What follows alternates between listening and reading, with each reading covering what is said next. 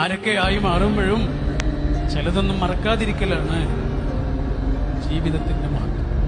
ഒരാളുടെ മഹത്വം അടയാളപ്പെടുത്തുന്നത് അയാൾ ആരൊക്കെ ആയിത്തീരുന്നു എന്നുള്ളതല്ല, ആരൊക്കെ ആയി മാറുമ്പോഴും അയാൾ ചിലതൊന്നും മറക്കരുത്. ഞാനാക്കിയ മനുഷ്യന്മാര് ഈ ആയുസിന്റെ അവസാനത്തെ നിമിഷത്തിൽ എന്റെ ഉള്ളിൽ ഉറവയായി അവരിങ്ങനെ ജ്വലിച്ചുകൊണ്ടിരിക്കുന്നു.